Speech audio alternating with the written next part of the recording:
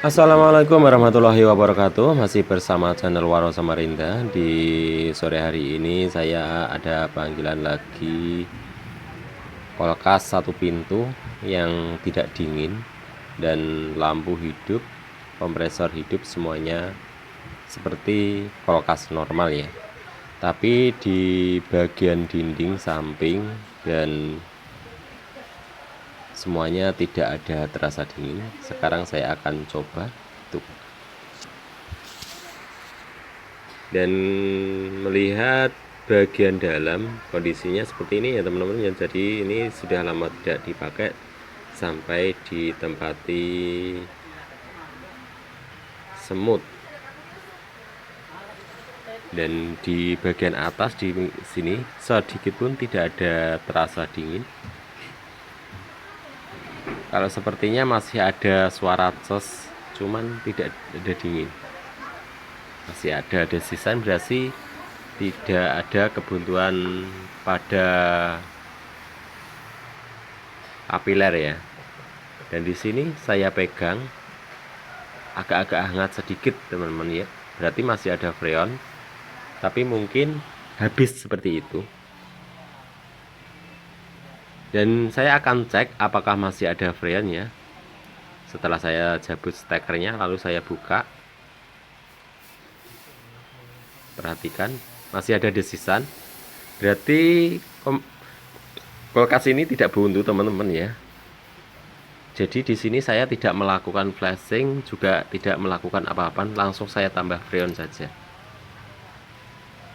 Mudah-mudahan bisa beku ya setelah saya ganti freon. Bukan ganti ya, ini masalahnya saya sudah membawa alat vakum teman-teman, tapi tidak saya vakum, masalahnya masih ada freonnya di dalam ya. Langsung saya pasang ventil, lalu saya isi freon kembali. Sudah saya pasang ventilnya, kita las dulu. Setelah kita las, langsung kita lakukan pengisian freon. Apabila nanti setelah saya isi pembukuannya sudah bagus merata, berarti sudah oke ya. Dia disebabkan karena sudah terlalu lama tidak dipakai. Mungkin ya nggak tahu, freon bisa habis, kadang itu nggak bocor, juga freon bisa habis teman-teman. Mungkin dikarenakan pembekuan atau gimana, tidak tahu. Freon bisa habis atau dia ada bocor halus seperti itu. Tapi kalau bocor halus tidak ya teman-teman, masalahnya masih ada desisan freon, masih banyak banget freon yang nyembur tadi, berarti freon tidak habis, cuman freonnya kurang seperti itu aja. Jadi yang kita lakukan yaitu penambahan freon ya. Masalahnya tadi walaupun tidak ada tanda-tanda beku, itu masih ada terasa dingin di bagian evaporatornya, cuman tidak beku. Itu dikarenakan kurang freonnya. Setelah kita dinginkan, lalu kita pasang soket, kita pasang manifoldnya, lalu kita isikan metin. Setelah kita isikan metin, kita hidupkan kompresornya, lalu kita isi ulang kembali. Jadi saya ini tidak melakukan apa-apa namanya, cuma melakukan pengisian. Apabila sudah oke, ya sudah. Saya akan isi, nanti ngikuti pembekuan dalam teman-teman. Kalau memang pembekuan kita kurang bagus ya kita tambah. Apabila kondensor sudah terlalu panas, kita kurang, seperti itu ya teman-teman ya. Jadi untuk manifold meter di sini itu tidak bisa untuk patokan ya. Yang penting pembekuannya bagus, walaupun di bawah 0. Kalau pembekuannya sudah bagus ya berarti sudah oke. Apabila sampai 10 PSI pembekuannya bagus ya oke, seperti itu. Yang penting itu pembekuannya bagus saja. Kadang pengisian ini hingga 20 PSI ya teman-teman ya. Jadi mulai 0 PSI sampai 30 sampai 20 PSI. Oke teman-teman, jadi ini pembekuannya sudah bagus ya, sudah ada tanda-tanda pembekuan di evaporator, berarti untuk perbaikan ini sudah oke ya. Ya kita tunggu sehari 2 hari, apakah nanti nunggu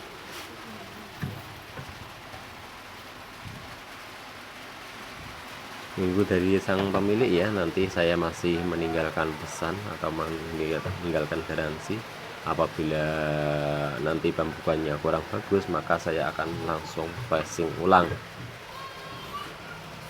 Rasanya di sini saya tidak melakukan flashing karena masih ada freon di bagian dalam ya, jadi langsung kita lakukan pengisian ulang. Kalau masih ada freon di dalam, masih mengeluarkan hembusan, itu biasanya masih baik ya di dalam sistem, jadi kita tidak perlu melakukan flashing. Kalau lebih baiknya buat teman-teman semuanya, saya sarankan di flashing ya, supaya hasil pembekuannya lebih bagus, lebih sempurna. Karena ini ya menurut keyakinan kita saja ya, kalau memang kita tidak di flashing sudah yakin ya tidak apa-apa kita lakukan. Apabila kita kurang yakin ya kita lakukan flashing ulang seperti itu, lalu kita ganti freonnya. Dan kita sambil cek-cek bagian jalur-jalur yang retak atau kena sentuhan benda. Dan di sini saya melihat itu di ujung filternya itu bengkok ya. Dan di sini saya pegang filternya sudah mulai terasa hangat, berarti untuk hasil pembekuannya sudah bagus ya teman-teman ya. Jadi dan di sini bagian pendorongnya juga panas sekali. Kalau saya rasakan di sini terasa ya rasa dorongan freon itu. Terasa getar gitu. Durut gitu. Oke pemirsa, dan sekarang sudah saya biarkan ya beberapa saat tadi ya, hasilnya sudah mulai merata, sudah separuh evaporator yang membeku, berarti hasilnya sudah mulai oke. Jadi untuk selanjutnya saya akan memperbaiki pintunya, karena di sini pintu juga kurang rapat, nanti mau saya perbaiki sekalian. Dan ini kata pemiliknya pintu nggak usah dibaiki, bisa diikat menggunakan karet ya, seperti itu. Kalau diikat itu kayaknya kurang pas ya, jadi saya baiki sekalian supaya semuanya normal ya. Masalahnya kalau ngikat-ngikat kasihan ya, tapi saya lihat di ini juga SL-nya ini kurang naik. Ini saya naikkan SL-nya, nanti saya mau tambahkan ring. Dan di sini saya lihat di bagian bawah di sini keropos banget teman-teman ya. Jadi untuk keroposnya di bagian bawah ini yang menyebabkan pintu kurang rapat, jadi kita coba kita tekan-tekan apabila bisa masuk ya. Dan di sini memang sudah keropos teman-teman, mendingan dilepas sekalian ya, supaya nanti hasil dinginnya itu sempurna, tidak ada apapun yang mengganggu ya. Kalau pintu renggang karena sepertinya terganggu sekali, jadi saya baiki sekalian ini. Karena ini walau sebenarnya itu tidak ada perjanjian memperbaiki pintu teman-teman, tapi tidak apa-apa lah. Kasih pelanggan kita kasih bonus sedikit ya. Tadi janjiannya hanya mengisi dan saja. Takut Gibran Dino omahe kobongan ludus tajib kok sing lawas. Sing ngene Pak, kobong sak omahe. Jadi setelah saya sepertinya pintunya karena kurang naik teman-teman, mau saya naikkan sekalian. Dan di sini saya ini ringnya sudah satu baskom ini. Ternyata yang pemilik rumahnya itu sudah banyak, masih ada punya stok ring banyak teman-teman. Dan di sini ternyata ringnya itu lengkap, mulai ring baut 14, kunci 14 sampai 10 sampai 12 semuanya ada semuanya. Jadi kita pilih saja. Jadi untuk memerengkan kulkas ini teman-teman, ini ada tekniknya ya, bukan asal-asalan merengkan. Jadi buat teman-teman semuanya saya himbau jangan coba-coba memeringkan, merebahkan kulkas ya. Kulkas ini sangat bahaya apabila kita rebahkan, apabila kita tidak tahu tekniknya tidak usah direbahkan seperti saya ini ya. Dan ini boleh direbahkan yaitu ke arah tarikan pintu ya, bukan tarikan ke esel ya. Jadi posisi esel di atas, jadi bukaan pintu yaitu ada di bawah. Itu teknik cara memiringkan kulkas. Oh enggak, gelap. Jadi selanjutnya kita ini perbaikan di bagian eselnya ya teman-teman ya. Dari setelah enggak sing guri lho, arek-arek lho.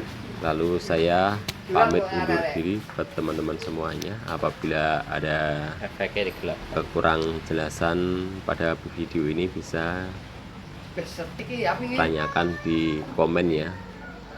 Jadi jangan lupa like and comment dan subscribe dan aktifkan tombol loncengnya supaya ketinggalan dan updatean video dari channel Warno Samarinda.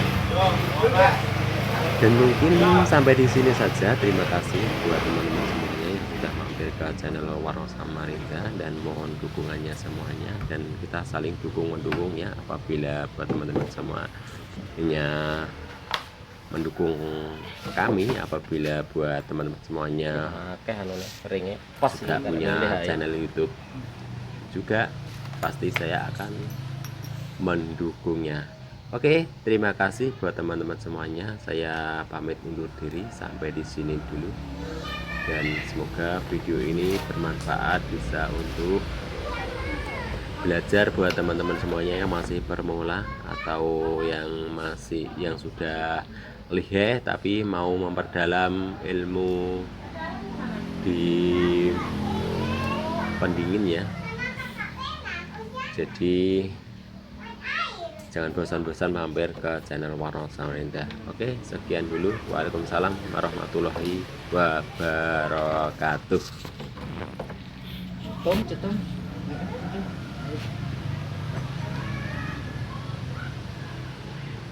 Ya kok aji kene nih sing anu keropos.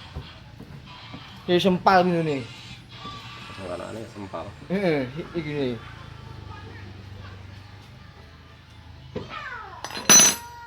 Ganti pintu apa ini? Isi dia langsung main. Hah? Enggak. Oke.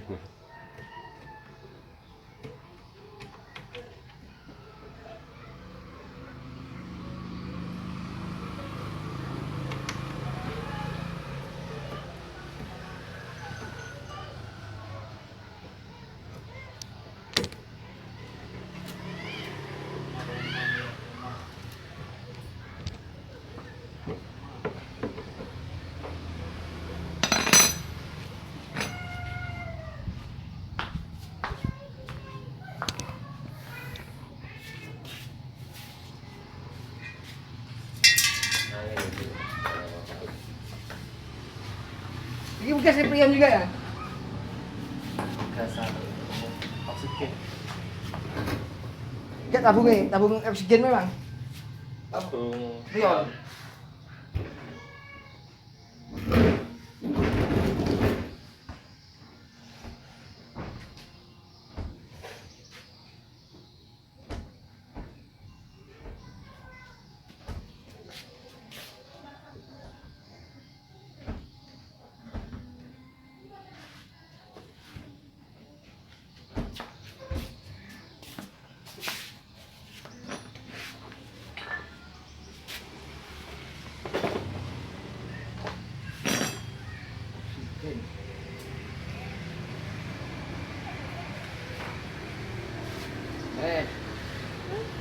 Nggak usah bantu sistem.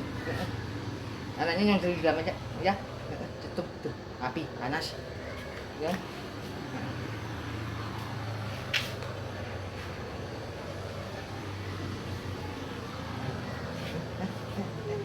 Awas jatuhnya om, itu.